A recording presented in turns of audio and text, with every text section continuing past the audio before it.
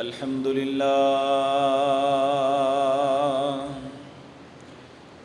لله نحمده ونستعينه ونستغفره ونعوذ بالله من شرور أنفسنا ومن سيئات أعمالنا من يهده الله فلا مضل له ومن يضلل فلا هادي له وأشهد أن لا إله إلا الله وحده لا شريك له وأشهد أن محمدًا عبده ورسوله أما بعد فإن خير الحديث كتاب الله وخير الهدي هدي محمد صلى الله عليه وسلم وشر الأمور محدثاتها وكل محدثة بدعة وكل بدعة ضلالة وكل ضلالة في النار رب اشرح لي صدري ويسر لي أمري واحلل عقدة من لساني يفقهوا قولي اللهم انفعنا بما علمتنا وعلمنا ما ينفعنا وزدنا علما ربي أوزعني أن أشكر نعمتك التي أنعمت علي وعلى والدي وأن أعمل صالحا ترضاه وأصلح لي في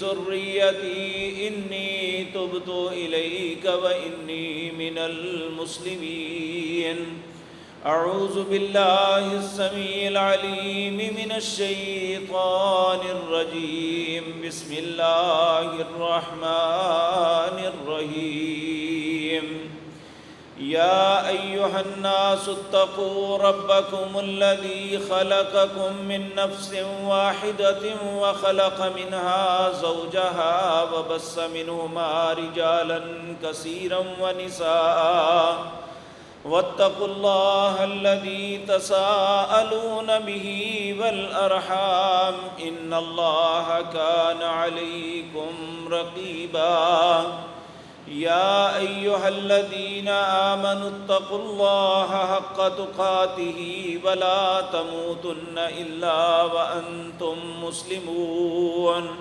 يا أيها الذين آمنوا اتقوا الله وقولوا قولا سديدا يصلح لكم أعمالكم ويغفر لكم ذنوبكم ومن يطع الله ورسوله فقد فاز فوزا عظيما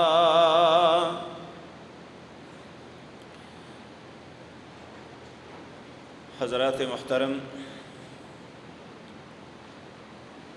اللہ مالک نے انسانوں کی ہدایت اور رہنمائی کے لیے بے شمار انبیاء اور رسول کا مبعوث فرمایا۔ ان میں سب سے بہتر، سب سے افضل اور آخری پیغمبر جناب محمد الرسول اللہ صلی اللہ علیہ وسلم ہیں۔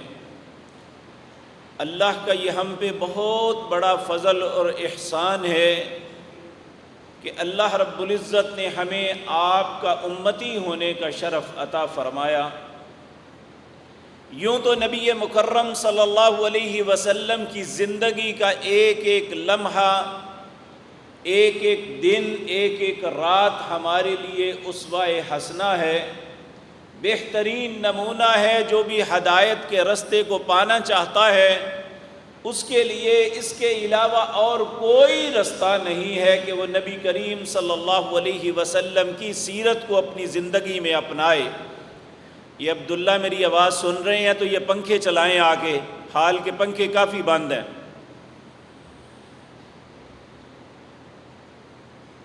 نبی مکرم صلی اللہ علیہ وسلم کی زندگی کا ایک ایک لفظ اتنا قیمتی ہے کہ شاید کوئی بھی شخص نبی کریم صلی اللہ علیہ وسلم کی زندگی کے ایک لفظ کو اپنی زندگی کا اصول بنا دے تو دنیا اور آخرت کی کامیابیاں اس کا مقدر بن جائیں۔ لیکن میرے عزیز بھائیو، یہ بات یاد رکھیں کہ جو کوئی بھی انسان دنیا کا ہے، جب وہ اپنی زندگی کے آخری وقت پہ ہوتا ہے تو وہ ایسی نصیحت کرتا ہے جو اس کی پوری زندگی کا نچوڑ ہوتا ہے۔ نبی مکرم صلی اللہ علیہ وسلم نے بھی اپنی پوری زندگی کا خلاصہ جو ہے حجۃ الوداع کے موقع پر بیان کیا۔ یہ آپ کی ایک ایسی نصیحت تھی جبکہ پورے کے پورے عالم اسلام اس وقت جتنے بھی مسلمان تھے ان میں اکثر و بیشتر اس وقت آپ کے سامنے موجود تھے، اور آپ حج پہ جانے سے پہلے اعلان فرمایا کہ لوگوں میں حج کے لیے جا رہا ہوں، جس کی خواہش ہو کہ وہ میرے ساتھ حج کرے اسے چاہیے کہ وہ اس حج کی تیاری شروع کر دے۔ جب آپ مدینہ منورہ سے نکلے تو تقریباً 1.25 لاکھ کے قریب انسان تھے جو آپ کے ساتھ حج کے لیے آئے، اور رستے میں بھی ملتے گئے یہاں تک کہ آپ نے حج کیا۔ اور حج کے اندر سب سے افضل دن ہے 9 ذی الحجہ، جب سب لوگ عرفات کے اندر جاتے ہیں۔ اس سے پہلے کاموں کی تقسیم ہے، کوئی آتا ہے، کوئی جاتا ہے، کوئی کسی کام کو کر رہا ہے، کوئی انتظار کر رہا ہے، لیکن یوم العرفہ ایسا دن ہے جب سب کے سب حجاج اس میدان کے اندر جمع ہوتے ہیں۔ نبی کریم صلی اللہ علیہ وسلم بھی یہاں آئے، اور اس دن خطبہ دینا رسول اللہ کی سنت، آپ کا طریقہ ہے، اور آج تک عرفات کے خطبے کو ہی حج کا سب سے افضل رکن تصور کیا جاتا ہے۔ تو میرے عزیز بھائیو، آج بھی جو امیر حج ہوتا ہے وہ دنیا کی جتنی بھی معاملات ہیں ان میں چیدہ چیدہ ہر بات پہ گفتگو کرتا ہے، امت مسلمہ کے اتحاد کے متعلق اور ہماری معاشرتی زندگی کے متعلق اور دوسرے جتنے بھی ہمارا کفار کے ساتھ تعلق کیسا ہونا چاہیے، ان ساری باتوں کے متعلق ہر انسان ڈسکس کرتا ہے۔ اور نبی کریم صلی اللہ علیہ وسلم نے جو کی 1450 سال تقریباً ہو چکے، اور دنیا کے لوگ اس بات کو تسلیم کرتے ہیں کہ اتنے کم الفاظ میں اتنا جامع خطاب شاید اس سے پہلے یا اس سے بعد ابھی تک کوئی نہیں دے سکا جو پیارے نبی جناب محمد الرسول اللہ صلی اللہ علیہ وسلم نے دیا۔ ہمیں یہ بات یاد رکھنی چاہیے کہ یہ نبی کریم صلی اللہ علیہ وسلم کی قیامت تک آنے والی اپنی امت کو ایک نصیحت تھی۔ وہ کیا تھی میں آپ کے سامنے رکھتا ہوں تاکہ میں بھی اور آپ بھی اپنا جائزہ لیں کہ ہم اپنے نبی جناب محمد الرسول اللہ صلی اللہ علیہ وسلم کی نصیحت پہ کہاں تک عمل پیرا ہیں۔ کہیں ایسا تو نہیں ہم کسی خوش فہمی کے اندر اپنی زندگی بسر کر رہے ہیں، نبی کریم کا صلی اللہ علیہ وسلم کا طریقہ کوئی اور ہو، ہم کسی اور چیز کو دین سمجھ کے اپنی زندگی گزار رہے ہیں۔ تو میرے عزیز بھائیوں، نبی مکرم صلی اللہ علیہ وسلم کے متعلق صحابہ کرام رضوان اللہ علیہ مجمعین فرماتے ہیں، اذا کان یوم الحج اتا رسول اللہ صلی اللہ علیہ وسلم عرفہ، نبی کریم صلی اللہ علیہ وسلم نے جب حج کیا اور جس دن آپ عرفہ میں تشریف لائے، فنزل بها حتى اذا زاغت الشمس، آپ منا میں اترے، آپ وہاں ٹھہرے یہاں تک کہ سورج جو ہے نصف النہار سے ڈل گیا۔ امر بالقصوہ، آپ نے اپنی اونٹنی کو تیار کرنے کا حکم دیا، اور یہ اس وقت اس جگہ پہ آپ بیٹھے ہوئے تھے جہاں آج مسجد نمرہ کا منبر ہے۔ یہ وہ جگہ تھی جہاں نبی کریم صلی اللہ علیہ وسلم اپنی اونٹنی کے اوپر بیٹھے، فَرُحِلَتْ لَهُ فَأَتَى بَطْنُ الْوَادِي، اسے لے کے بطن وادی کے اندر آئے، یعنی جہاں آپ نیچے تھے اور لوگ اس طرح جس طرح اسٹیڈیم کی سیڑھیاں ہوتی ہیں اس طرح لوگ چاروں طرف بلند تھے، نبی کریم نیچے تھے، اس لیے ہر بندہ آپ کے چہرہ انور کو دیکھ سکتا تھا۔ وہاں آپ نے خطبہ فخطب الناس، آپ نے لوگوں کو خطبہ ارشاد فرمایا، خطبۃ التی بین فیہ بین، انہوں نے اس خطبے کے اندر دین کے تقریباً جملہ امور کو بیان کر دیا اپنے چند الفاظ کے اندر۔ ہمارا دین کیا ہے، ہمیں زندگی کیسے گزارنی ہے، انفرادی زندگی ہماری کیسی ہونی چاہیے، ہماری معاشرتی زندگی کیسی ہونی چاہیے، ہمیں معاملات کیسے ادا کرنے ہیں، ہمیں دنیا اور آخرت کی کامیابی کے لیے کیا طریقہ کار اختیار کرنا ہے، نبی مکرم صلی اللہ علیہ وسلم نے سب کچھ بیان کیا۔ اور اس کے بعد فحمد اللہ، آپ نے اپنی بات کا آغاز کیا اللہ کی تعریف کے ساتھ۔ اور یہاں یہ بات یاد رکھیں، ہم لوگ کوئی بھی ہیں، جب بھی اپنی بات کا آغاز کریں، چاہے وہ ہماری کاروباری گفتگو ہے، یا ہم کسی سٹیج پہ کسی سے بات کر رہے ہیں، یا ہم کسی مجلس کے اندر کسی کو اپنا موقف سمجھانا ہے، تو رسول اللہ صلی اللہ علیہ وسلم کی سنت یہ ہے، آپ ہمیشہ اپنی گفتگو کا آغاز اللہ کی تعریف سے کرتے ہیں۔ فحمد اللہ وثنا علیہ، اللہ کی تعریف کرتے اور اس کی ثنا بیان کرتے۔ آپ نے فرمایا لا الہ الا اللہ، اللہ کی حمد کیا ہے، آپ صرف اتنا لفظ ہی کہہ دیں، الحمدللہ رب العالمین والصلاة والسلام علی اشرف الانبیاء والمرسلین، یا الحمدللہ رب العالمین والصلاة والسلام علی رسول اللہ۔ کوئی بھی بات کا آغاز اللہ کی تعریف اور جناب محمد الرسول اللہ صلی اللہ علیہ وسلم کے اوپر درود و سلام سے کریں، آپ کی بات میں برکت ہوگی، آپ کی بات میں ایک وزن ہوگا، اور اللہ رب العزت آپ کی بات لوگوں کو سمجھا دیں گے۔ اس لیے یہ بات یاد رکھیں، ہم ایسا نہیں کرتے۔ نبی کریم صلی اللہ علیہ وسلم کا ارشاد ہے کہ جب باہم کوئی بھی ہم مجلس کرتے ہیں، اور وہ چاہے کاروباری مجلس ہے، وہ دوست احباب بیٹھے ہوئے ہیں، آپ کے گھر میں مہمان آئے ہیں، یا آپ کہیں گئے ہیں، آپ مجلس میں بیٹھ کے مختلف امور پہ گفتگو کرتے ہیں، اگر آپ کی ساری گفتگو کے اندر ایک مرتبہ بھی نہ اللہ کی تعریف کا کلمہ آیا، نہ محمد الرسول اللہ صلی اللہ علیہ وسلم پر درود بھیجا، جب اس مجلس کو ختم کر کے خوشی خوشی آپ اٹھتے ہیں، اللہ کی نظروں میں اس مجلس کی حیثیت یہ ہے جس طرح ایک مردار گدھے کی لاش پہ بیٹھے ہوئے تھے اور اٹھ کے چلے گئے۔ اس لیے رسول اللہ صلی اللہ علیہ وسلم کی سب سے پہلی سنت، جسے ہم نے اپنی زندگی کا جو ہے ماٹو بنانا ہے، کہ وہ جب بھی بات کرنی ہے اللہ کی تعریف کے ساتھ، نبی مکرم صلی اللہ علیہ وسلم پر درود و سلام بھیج کے پھر اپنا مدعا بیان کریں، اپنی بات کا آغاز کریں۔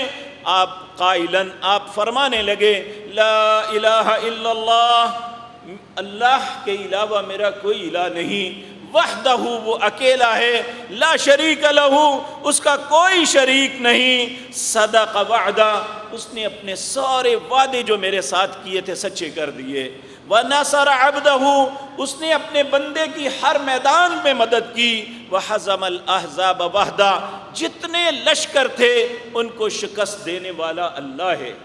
اس کائنات کے سب سے افضل انسان اپنی ذات کی نفی اور اللہ کی تعریف و توصیف کے ساتھ اپنی بات کا آغاز فرما رہے ہیں۔ اس کے بعد آپ نے اب لوگوں کو مخاطب، یہ گفتگو کا انداز ہے پیارے نبی صلی اللہ علیہ وسلم کا، اللہ کی حمد، اس کی ثنا بیان کی، اور اپنی ذات کی نفی کی، اور اللہ کی ذات کی بڑائی بیان کی۔ اس کے بعد لوگوں کو مخاطب ہو کے کہتے ہیں ایھا الناس، اے لوگو، اسمعوا قولی، میری بات کو غور سے سنو، فإنی لا ارانی وإیاکم ان نجتمع فی ھذا المجلس، آج جو میں اور تمہارے درمیان ایک بہت بڑی مجلس قائم ہوئی ہے، اس سال کے بعد ممکن ہے ایسا کبھی نہ ہو سکے، یہ ہماری زندگی کی آخری مجلس ہو جس میں میں اور آپ کھڑے ہیں، اس لیے اسمعوا قولی، میری بات کو غور سے سن لو۔ صحابہ کرام رضوان اللہ علیہم اجمعین، آپ تو ہر وقت منتظر رہتے تھے کہ کب رسول اللہ کی زبان سے موتی نکلیں، ہم ان موتیوں کو اپنے دامن میں سمیٹ لیں۔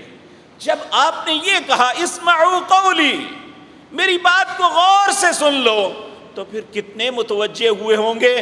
اور اس بات یہ حقیقت ہے کہ آج اگر یہ باتیں 1400 سال کے بعد بھی من وعن ہمارے پاس موجود ہیں تو صحابہ نے ایک ایک بات کو غور سے سنا تھا اور پھر آگے آگے پہنچاتے رہے، یہاں تک کہ ہم جیسے چھوٹے لوگوں کے پاس 1439 میں بھی یہ ساری باتیں اسی طرح موجود ہیں جس طرح نبی مکرم صلی اللہ علیہ وسلم کی زبان مطہرہ سے نکلی تھی۔ تو نبی کریم صلی اللہ علیہ وسلم نے سب سے پہلی بات جو اپنی امت کے لوگوں کو سمجھائی وہ یہ تھی، اس وقت خاندانی وجاہت، عزت، ذلت اور اونچ نیچ طبقات میں تقسیم کرنا اس کا رواج عام تھا۔ ہر شخص اپنے آپ کو خاندانی طور پہ بہتر سمجھتا، دوسرے کو کمتر تصور کرتا۔ سب سے پہلا رسول اللہ نے جس بات کی نفی فرمائی وہ یہی تھی کہ یہ ذات پات، اونچ نیچ یہ انسانوں کے اندر نہیں ہے، بلکہ انسان کی عزت اور ذلت یہ ایک بات پہ منحصر ہے۔ پھر آپ نے یہ آیت پڑھی، یا ایھا الناس، اے لوگو غور سے سن لو، انا خلقناکم، یہ تمہارا رب کہتا ہے، انا خلقناکم من ذکر و انثی وجعلناکم شعوبا وقبائل لتعارفوا۔ اے لوگو غور سے یہ بات سن لو، میں نے تم کو پیدا کیا ایک مرد اور ایک عورت سے۔ ہم سب جتنے بھی ہیں، کسی بھی برادری، کسی بھی قبیلے سے تعلق رکھنے والے، کیا آدم کے علاوہ کسی اور باپ کی اولاد بھی ہیں؟ کیا حوا کے علاوہ ہماری اور بھی کوئی ماں ہے؟ اگر نہیں ہے تو ہم سب ایک ماں باپ کی اولاد ہیں۔ اللہ فرماتے ہیں، یا ایھا الناس انا خلقناکم من ذکر و انثی، میں نے تمہیں ایک ہی مرد اور عورت سے پیدا کیا، وجعلناکم شعوبا وقبائل، پھر مختلف برادریوں میں، مختلف قبیلوں میں تمہیں بانٹ دیا، اس لیے نہیں کہ فلاں قبیلہ افضل ہے، فلاں کمتر ہے، فلاں افضل ہے، فلاں نیچا ہے، فلاں کمی ہے، فلاں چودھری ہے، کہاں اس لیے نہیں کیا تھا۔ لتعارفوا، یہ تو اس لیے کیا کہ تمہارا تعارف ہو کہ تمہارا کس خاندان کے ساتھ تعلق ہے، تم کس کے بیٹے ہو، تمہاری برادری کون سی ہے۔ یہ صرف ایک پہچان ہے، یہ اونچ نیچ اور طبقات نہیں ہے۔ کہا ان اکرمکم عند اللہ اتقاکم، اللہ کے ہاں صاحب عزت وہ ہے جو سب سے زیادہ اللہ سے ڈرنے والا ہے۔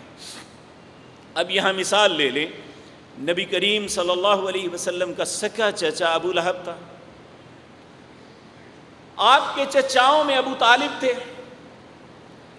اور کیا ان کا رشتہ دار ہونا، نبی کریم صلی اللہ علیہ وسلم کا ساتھ ہونا، کیا انہیں بلال رضی اللہ تعالی عنہ جو ایک غلام تھے ان پہ کوئی فضیلت تھی؟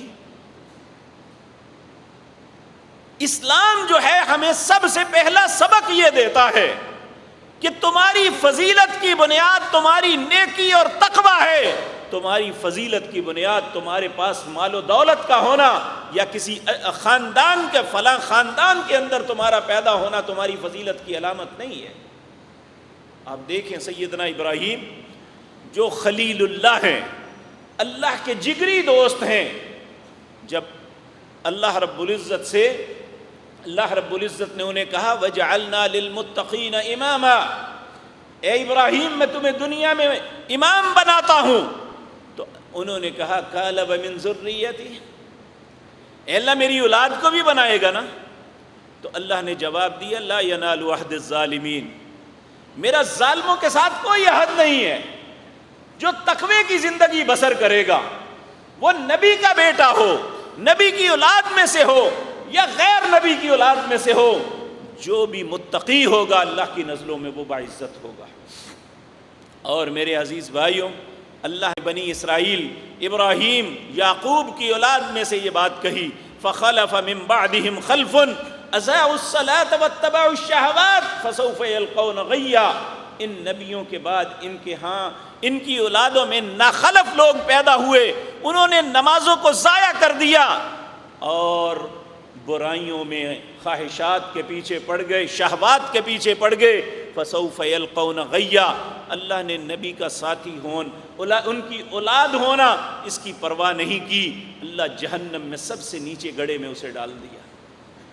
اس لیے خاندانی اعتبار سے کچھ نہیں ملے گا۔ نبی مکرم صلی اللہ علیہ وسلم نے فرمایا، ان اکرمکم عند اللہ اتقاکم، اللہ کے ہاں باعزت وہ ہے جس کے اندر خوف خدا ہوگا۔ پھر فرمایا، فلیس لعربی علی عجمی، کسی عربی کو کسی اجمی پہ کوئی فوقیت نہیں ہے۔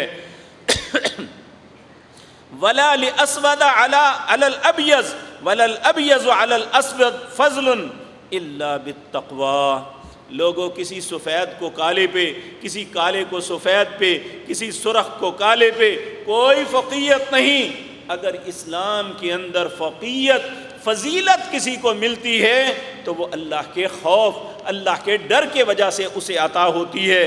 اور پھر آپ نے فرمایا، الناس من آدم، لوگ جتنے بھی لوگ ہیں سب آدم میں سے ہیں، آدم کی اولاد میں سے ہیں۔ وآدم من تراب، اور آدم کو مٹی سے پیدا کیا تھا، یعنی انسان کی بیسک مٹی ہے، تو فخر کس بات کا؟ تو اللہ رب العزت فرماتے ہیں، الا کل معصرۃ او دم او مال یدعى بها فهو تحت قدمی ہاتین۔ آج سے پہلے جتنی تمہاری خاندانی نخوتیں تھیں، جتنے مال و دولت کی زیادتیاں تھیں، جتنے دوسرے معاملات میں ایک دوسرے کے ساتھ میں اپنے قدموں کے نیچے روند رہا ہوں، آج کے بعد کوئی کسی سے ساتھ زیادتی نہیں کر سکے گا۔ اللہ اکبر۔ صرف دو چیزیں دو خاندانوں میں قائم رہیں گی، ایک بیت اللہ میں پانی پلانا، ایک بیت اللہ کی تولیت، یعنی بیت اللہ کی صفائی، بیت اللہ کی کنجیاں۔ بنو عبد مناف کے پاس بیت اللہ کی چابیاں تھیں، آج بھی بیت اللہ کی چابی اسی خاندان، اسی نسل کے اندر چلی آ رہی ہے۔ اسی طرح پانی پلانا، یہ سیدنا عباس رضی اللہ تعالی عبد المطلب کی اولاد میں تھا، یہ آج تک انہی کے اندر قائم ہے۔ تو میرے عزیز بھائیو، آپ نے فرمایا صرف دو چیزیں قائم رکھتا ہوں، ایک بیت اللہ کا پانی پلانا، یہ بھی ایک نیکی تھی، اور نبی کریم صلی اللہ علیہ وسلم اس خاندان سے یہ فضیلت نہیں چھیننا چاہتے تھے۔ آپ نے فرمایا یہ چیزیں قائم رہیں گی، باقی سب کچھ میں اپنے قدموں کے نیچے میں رونتا ہوں۔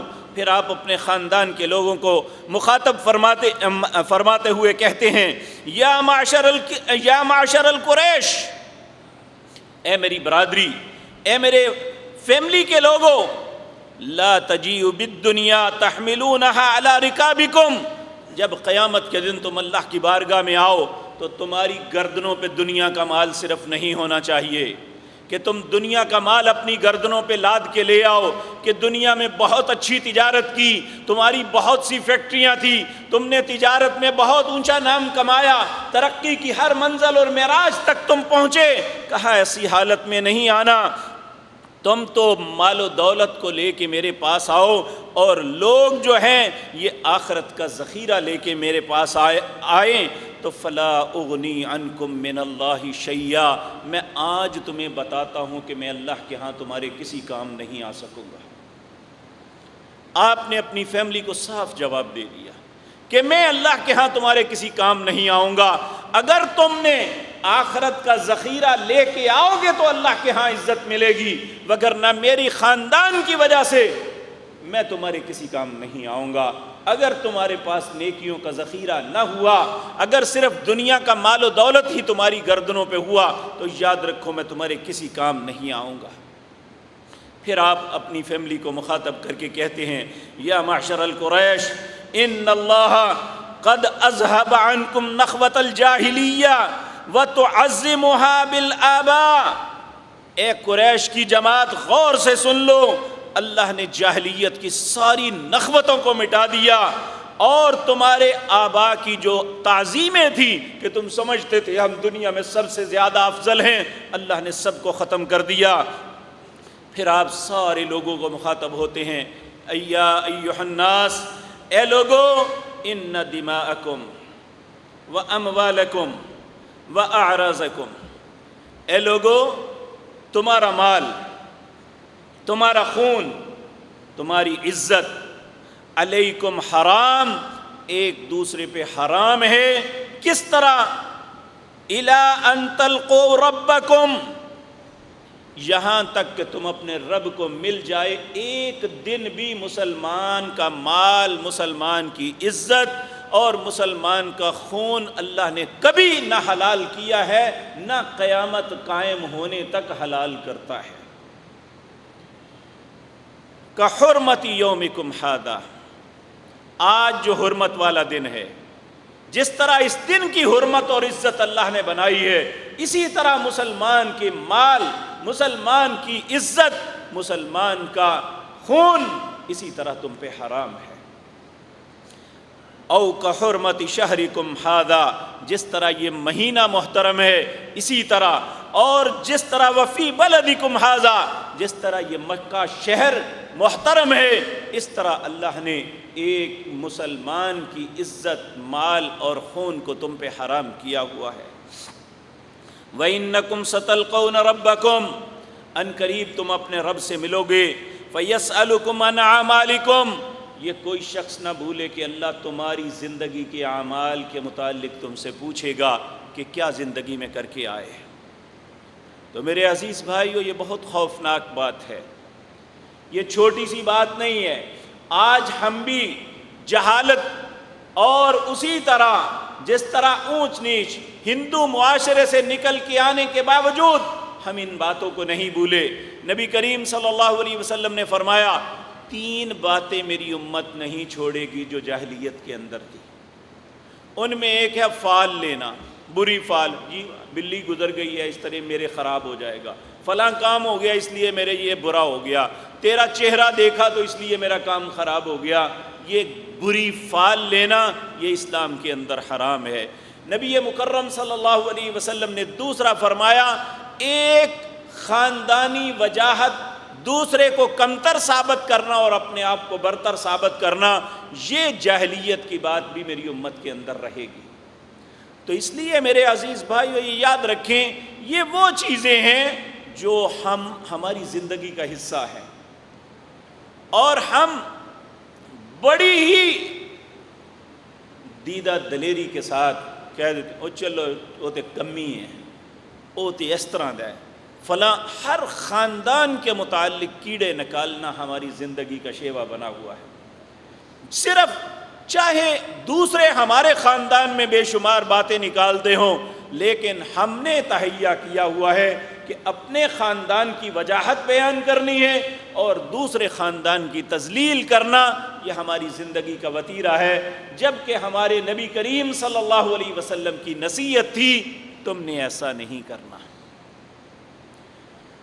اسی طرح نبی کریم صلی اللہ علیہ وسلم نے فرمایا، الا لوگوں خبردار ہو جاؤ، فلا ترجعوا بعدی ذلا لا یضرب بعضکم رقاب بعض، میرے بعد تم سب گمراہ نہ ہو جانا کہ تم ایک دوسرے کی گردنیں کاٹنے لگو۔ آج اس ہمارے ملک کے اندر روزانہ اربوں نہیں کھربوں کے ڈاکے پڑتے ہیں، کھربوں کے فراڈ ہوتے ہیں۔ کون کرتا ہے؟ کس سے کرتا ہے؟ کرنے والا بھی کلمہ محمد الرسول اللہ کا پڑھتا ہے اور مظلوم بھی کلمہ رسول اللہ کا پڑھتا ہے۔ جس کا خون بہایا جا رہا ہے وہ بھی کلمہ گو ہے، اور جو خون بہانے والا بد نصیب ہے وہ بھی کلمہ پڑھنے والا ہے۔ ہم نے اپنی نبی کی کون سی نصیحت ہے جس پہ عمل کیا؟ جس مجلس میں ہم بیٹھتے ہیں اپنے دین کو تانا دیتے ہیں کہ اسلام نے ہمارے لیے کیا کیا، کبھی میں نے یا آپ نے سوچا کہ ہم نے اسلام کے لیے کیا کیا؟ ہم نے رسول اللہ کی کون سی نصیحت ہے جس پہ عمل کیا؟ کیا لوگوں کا مال ہمارے ہاتھوں محفوظ ہے؟ کیا لوگوں کی عزت ہمارے ہاتھوں محفوظ ہے؟ آج تو یہ معاملہ اتنا عام ہو گیا ہے کہ سوشل میڈیا پہ بعض لوگ تو صبح سے لے کر شام تک 150 لوگوں کو بے عزت نہ کریں، ان کے متعلق پوسٹیں نہ لگائیں تو انہیں چین نہیں آتا۔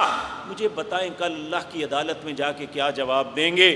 اگر ہمارے عیبوں کو سب کے سامنے ننگا کر دیا جائے، اللہ ساری مخلوق کے سامنے ہمارے کپڑے اتار کے کھڑا کر دے کہ تیری کرتوت کیا تھی، ساری دنیا کے تو عیب نکالتا رہا، تیری اپنی کرتوت کیا ہے، تو کیا جواب ہوگا؟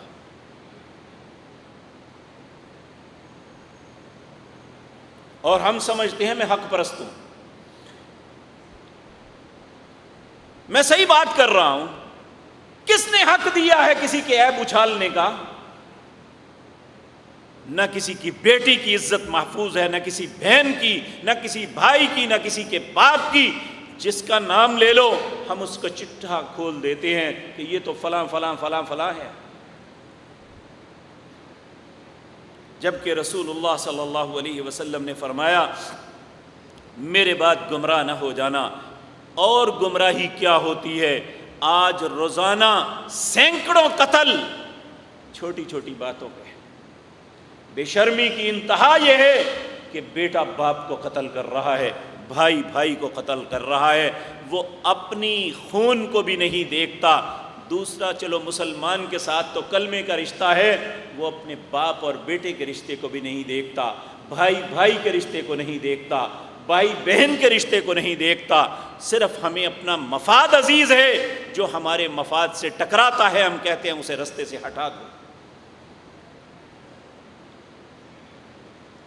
تو رسول اللہ صلی اللہ علیہ وسلم آپ نے فرمایا فمن کانت عنده امانۃ فلیؤدیھا۔ یہ یاد رکھو، اگر تمہارے پاس کسی کی امانت ہے تو ضروری ہے اس امانت کو واپس لوٹاؤ۔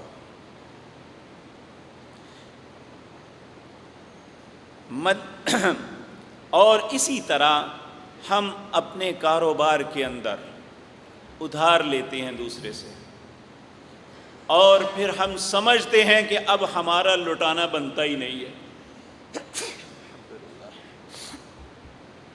ہمارا لوٹانا بنتا ہی نہیں ہے۔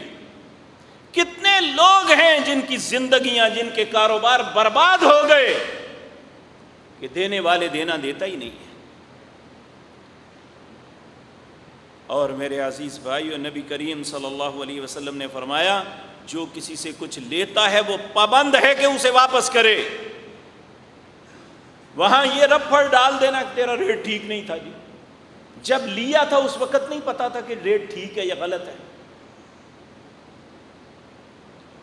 تو آج ہماری کاروباری زندگی برباد ہو کے صرف اس لیے رہ گئی کہ دونوں میں سے کوئی کسی پہ رحم کرنے کے لیے تیار نہیں۔ پہلے فروخت کرنے والا سمجھتا ہے کہ یہ میرے ہاتھ میں پھنسا ہوا ہے، جو مرضی ریٹ لگا دوں، اور پھر وہ سمجھتا ہے اب یہ میرے نیچے آ گیا، میں اسے دوں یا نہ دوں۔ جبکہ نبی کریم صلی اللہ علیہ وسلم نے فرمایا جب ایک خریدنے والا اور ایک بیچنے والا دونوں ایک دوسرے کی خیر خواہی کو مد نظر رکھتے ہوئے وہ دونوں کے ساتھ معاملہ طے کرتے ہیں، تیسرا ان کے درمیان اللہ کی ذات ہوتی ہے جو کہتی ہے کہ میں تمہارے معاملے میں برکت عطا فرماؤں گا اور تمہارے معاملے کی اصلاح کروں گا۔ جب دونوں میں سے ایک کے دل میں یہ خیال آ جائے کہ میں نے اسے ڈز پہنچانی ہے تو اللہ پیچھے ہٹ جاتے ہیں، اللہ اس معاملے سے برکت اٹھا لیتے ہیں۔ ہمارے کھاتوں میں لاکھوں نہیں، کروڑوں نہیں، اربوں روپے ہوتے ہیں، لیکن ہماری زندگی ہم پہ تنگ ہے۔ کیوں؟ ہم نے رسول اللہ کے طریقے کو چھوڑ دیا۔ پھر نبی کریم صلی اللہ علیہ وسلم نے اگلی بات فرمائی، ایھا الناس، اے لوگو، کل مسلم اخو المسلم، لوگو مسلمان مسلمان کا بھائی ہے، وَإِنَّ الْمُسْلِمِينَ إِخْوَةٌ أَرِقَّاؤُكُمْ اے لوگو، سارے مسلمان آپس میں بھائی بھائی ہیں، اور آپ نے فرمایا کہ اپنے ملازم، اپنے غلام، اپنے جونیئرز، ان کا خیال رکھو، ان کا خیال رکھو، جو خود کھاتے ہو انہیں کھلاؤ، جو خود پہنتے ہو انہیں پہناؤ۔ یہ نہیں ہونا چاہیے کہ ہم تو اپنی فیملی کے ساتھ بیٹھ کے مزے کے کھانے اڑاتے ہوں اور ہمارے گھریلو ملازمائیں یا ملازم وہ ترستے ہوں، اور بعد میں تھوڑا سا انہیں اپنے جھوٹ کا دے دیں کہ یہ پکڑ کے کھا کے اپنے پیٹ کی آگ کو بجھا لو۔ نبی کریم صلی اللہ علیہ وسلم نے فرمایا جو خود کھاتے ہو وہ انہیں کھلاؤ۔ اگر ساتھ نہیں بٹھانا چاہتے تو کم از کم ان کے پاس وہی کچھ جانا چاہیے جو آپ کھا رہے ہیں، اور آپ ایسا کر کے دیکھ لیں، اس سے کیا ہوگا؟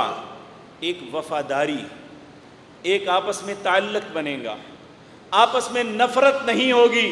جو آپ مالک اور مزدور کے درمیان نفرت کی دیوار ہے یہ نہیں ہوگی۔ آج جو ملازم اور گھر والوں کے درمیان نفرت کی دیوار ہے نہیں ہوگی، اگر ہم ان کے حق انہیں دیتے رہیں گے۔ پیارے نبی صلی اللہ علیہ وسلم نے ہمیں رستہ سارا بتا دیا۔ پھر آپ نے فرمایا الا کل شیء من امر الجاہلیہ تحت قدمی موضوع، جتنے جاہلیت کی فضول رسمیں تھی، فضول باتیں تھی، میں اپنے قدموں کے نیچے روند رہا ہوں۔ اور سب سے پہلے آپ نے فرمایا جتنے جاہلیت میں ایک دوسرے کے خون کیے تھے ان سب خونوں کو اپنے قدموں کے نیچے سب سے پہلا خون آپ نے اپنے خاندان کا معاف کیا۔ کہا سب سے پہلا خون ازع من دمائنا دمو ابن ربیہ بن حارث، ابن ربیہ بن حارث جو ایک چھوٹا سا بچہ تھا بنی سعد کے ہاں، وہ جو ہے دودھ پیتا تھا، دودھ پیتا چھوٹا سا بچہ، اور ان کے دشمن حذیل نے اسے قتل کر دیا تھا۔ کہا سب سے پہلے میں اپنے بچے کے خون کا معاف کرتا ہوں، کیونکہ یہ جاہلیت میں ہوا تھا، اسلام میں نہیں۔ اب اسلام میں جو بھی ایسا کرے گا اس کی سزا قتل ہے۔ پھر فرمایا دوسری جاہلیت کی بات تھی وہ سود لینا دینا۔ العیاذ باللہ آج دنیا بلکہ ہمارے ملک کے اندر کون سا ایسا کاروبار ہے جو سود کے بغیر ہے؟ حتیٰ کہ جو چھوٹی چھوٹی کریانے کی دکانیں ہیں، جنرل سٹور ہیں محلے میں، اس کے پاس بھی اگر ایک شخص لینے کے لیے آتا ہے کہ میں مہینے کے آخر میں تنخواہ ملنے پہ آپ کو پیسے دے دوں گا، تو وہ روپے والی چیز کو 2 روپے یا 1.5 روپے میں لگاتا ہے۔ وہ مجبور ہے لینے پہ، اور یہ اس کی مجبوری سے فائدہ اٹھا رہا ہے، یہ سود لے رہا ہے۔ دراصل خیر خواہی نام کی آج کوئی چیز ہمارے اندر نظر نہیں آتی، اور لوگوں کی خیر خواہی کے نام پہ موٹر سائیکلیں بانٹی جا رہی ہیں، الیکٹرانکس کی چیزیں بانٹی جا رہی ہیں کہ ہم لوگوں کے خیر خواہ ہیں، وہ ویسے لے نہیں سکتے، ہم انہیں اقساط پہ دیتے ہیں۔ اگر اتنی ہی خیر خواہی ہے تو 40,000 کی چیز 70,000 کی دیتے ہوئے تمہیں شرم نہیں آتی؟ اللہ اور اس کے رسول کی بغاوت کرتے ہو، لوگوں کے خون اور ہڈیوں کو چوستے ہو، اور کہتے ہو لوگوں کی خیر خواہی کر رہے ہیں۔ بینکنگ نظام بھی یہی ہے، اور آج کتنی دکانیں پڑی ہوئی ہیں، اتنی خوبصورت دکانیں سجائی ہوئی ہیں، صرف غریبوں کو چٹو کے اندر ڈال کے ان کی ہڈیاں اور خون چوسنے کے لیے، اور ہم لٹ رہے ہیں۔ کاش ہمارے اندر صبر ہوتا۔ میرے نبی نے تو یہ بتلایا تھا کہ جو تمہارے پاس ہے اللہ سے دعا کرو، اللہم قنعنی بما رزقتنی وبارک لی فی واخلف علی کل فائدۃ بخیر۔ اے اللہ جو کچھ تو نے مجھے دیا ہے اس پہ قناعت دے دے، اس پہ قناعت دے دے۔ اللہم قنعنی بما رزقتنی وبارک لی فی۔ لیکن اللہ ایک منت ہے تیرے حضور، جو دیا ہے اس میں برکت ڈال دے۔ وَاخْلُفْ عَلَى كُلِّ فَائِتَةٍ بِخَيْرٍ، اے اللہ جو مجھے نہیں مل سکا، جو چھن گیا، فوت ہو گیا، اے اللہ اس کا بہتر نعم البدل عطا کر دے۔ طریقہ تو یہ تھا، ہم نے قناعت کرنے کے بجائے ہم نے سود لینے دینے کا رستہ اختیار کر لیا کہ موٹر سائیکل پاس ہونی چاہیے، گاڑی پاس ہونی چاہیے، ہمارے گھر میں ایئر کنڈیشن اور فریج ہونی چاہیے، LCD لگی ہونی چاہیے، چاہے وہ سود پہ کیوں نہیں لے کے آتے۔ رسول اللہ صلی اللہ علیہ وسلم نے فرمایا کہ یاد رکھو وَرِبَ الْجَاهِلِيَّ مَوْضُوعٌ، جاہلیت میں جتنے سود کے لین دین تھے سب ضائع۔ اول الربا ازع من ربانا ربا عباس، حضرت عباس نے جو لوگوں کو پیسے دے کے سود لیتے تھے، سب سے پہلے میں یہ سارا سود اپنے چچا کا ختم کرتا ہوں، صرف ایکچول رقم واپس دو، جو اوپر کا معاملہ ہے وہ سارا ختم کرتا ہوں۔ اپنے گھر سے ساری باتوں کا آغاز کیا رسول اللہ صلی اللہ علیہ وسلم نے۔ اور یہ ایک حقیقت ہے کہ آج اس منبر و محراب پہ بھی کھڑے ہو کے ہم باتیں بڑی بلند کرتے ہیں، لیکن عمل کے معاملے میں ہم سب کورے ہیں۔ اگر ہمارے حکمران ہیں، باتیں ان کی بھی 70 سال ہو گئے سنتے ہوئے، لیکن جب اپنی ذات پہ عمل کی باری آتی ہے تو سب کورے ہیں۔ جب خود نہیں کریں گے تو وہ کس طرح لوگوں کو کہیں گے کہ بھائی تم لوگوں کے ساتھ زیادتی نہ کرو۔ رسول اللہ صلی اللہ علیہ وسلم ایسے رہبر تھے کہ جنہوں نے سب سے پہلے خود اپنے مفاد پہ زد ماری کہ میں اپنا خون معاف کروں گا، سب نے پھر خون معاف کیے تھے۔ میں اپنا سود معاف کرتا ہوں، سب نے سود چھوڑے تھے۔ پھر بڑی اہم بات ہے، بڑے بڑے دیندار ساری زندگی نمازیں پہلی صف میں پڑھنے والے اس معاملے میں ڈوب گئے، اپنے لیے العیاذ باللہ اپنے گلے میں توق ڈال کے مر گئے۔ نبی کریم صلی اللہ علیہ وسلم نے فرمایا ایھا الناس، اے لوگو غور سے سنو، ان اللہ عز وجل، بے شک اللہ جو سب سے عزت والے ہیں، قد اعطا کل ذی حق حقا، اللہ نے جس کا جتنا حق بنتا تھا اسے دے دیا۔ کسی کی پراپرٹی میں جو ترکہ ہوتا ہے اس میں جس کا جو حق بنتا تھا اللہ نے سب کو حق دے دیا۔ اس لیے اب غور سے سنو، فلا وصیۃ لوارث، جو وارث بن رہا ہے اسے وصیت نہیں ہو سکتی۔ آج ہم میں سے ہر انسان، جی میرا فلاں بیٹا بڑا اچھا ہے اسے دے دو، فلاں بیٹی کو دے دو، مائیں کرتی ہیں کہ بیٹیوں کو دے دیتی ہیں، باپ کرتا ہے تو بیٹیوں کا حق مار کے بیٹوں کو دے دیتا ہے۔ نبی کریم صلی اللہ علیہ وسلم نے فرمایا ایک شخص، اس کے اور جنت کے درمیان ایک بالشت کا فاصلہ تھا، وہ اگلا قدم اٹھاتا تو جنت پہ تھا، لیکن اس سے غلطی کیا ہوئی یہاں پہ کہ اس نے مرتے وقت وصیت غلط کر دی کہ اس کو اتنا دے دو، اس کو اتنا دے دو، فلاں دکانیں اس کے نام لگا دو، فلاں مکان اس کے نام لگا دو، اپنی مرضی کی تقسیم کر دی۔ کہا 70 سال تک جہنم کی گہرائی میں جا گرے گا۔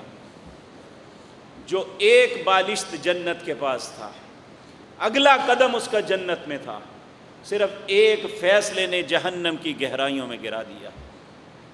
ایک حدیث میں رسول اللہ صلی اللہ علیہ وسلم نے فرمایا جس نے اپنی اولاد کے حق میں غلط وصیت کی، یعنی کسی کو زیادہ دے دیا کسی کو کم دے دیا، وہ یہ بات سن لے اگر 70 سال بھی بغیر کسی گناہ کے اللہ کی ہمیشہ عبادت کرتا رہا، اللہ کی اطاعت اور فرمانبرداری کرتا رہا، اور کی پوری زندگی میں صرف ایک گناہ یہ ہوا کہ اس نے اپنی اولاد کے حق میں غلط وصیت کی یا غلط فیصلہ کر دیا، تو نبی کریم صلی اللہ علیہ وسلم نے فرمایا وہ جہنم میں جائے گا، اس کی ساری زندگی کی عبادت کو بلڈوز کر دیا جائے گا اس کی اس بات کی وجہ سے۔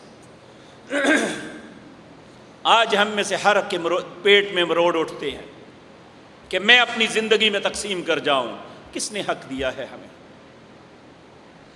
جبکہ اللہ رب العزت نے جو فیصلہ کیا ہے قرآن کے اندر، یاد رکھیں جتنے بھی احکامات ہیں اللہ نے اپنے حبیب کریم کی زبان سے ہمیں بتلائے، لیکن وراثت کی تقسیم کا معاملہ اللہ نے اپنے ہاتھ میں رکھا۔ سورۃ نساء کے اندر ایک ایک وارث کے متعلق الگ الگ بتایا کہ کن حالات میں کیا کسی کو ملے گا۔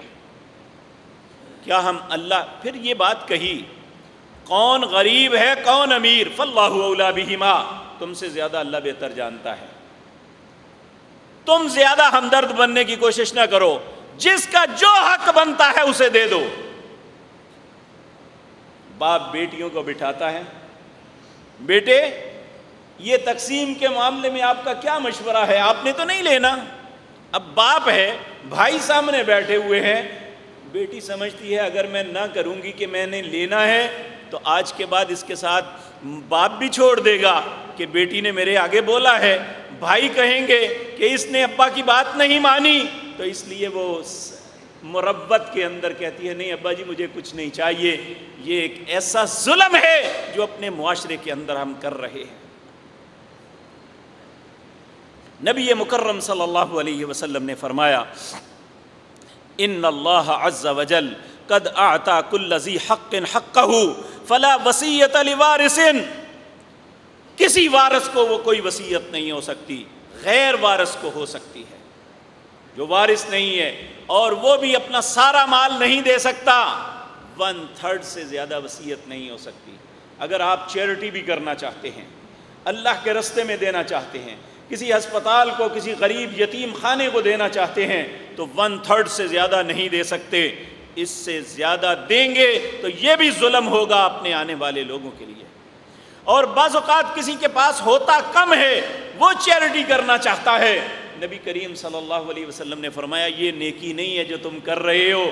نیکی یہ ہے کہ اپنے وارثوں کو تم اچھے خوشحال چھوڑ کے جاؤ، یہ نہیں کہ تم کہو کہ لو جی میں مسجد بنا دینا تو بچے پیچھے روندے رہنا، یہ نیکی نہیں ہے۔ تو میرے عزیز بھائیوں، یہ رسول اللہ صلی اللہ علیہ وسلم ٹائم بہت ہو چکا، اللہ نے مجھے زندگی اور توفیق دی کہ اس کا بقیہ حصہ آئندہ انشاءاللہ عرض کروں گا۔ اللہ رب العزت سے دعا ہے ہم سب کو اپنے نبی کی اطاعت اور آپ کی آخری نصیحت کے مطابق زندگی گزارنے کی توفیق عطا فرمائے۔ اقول قولی ھذا واستغفر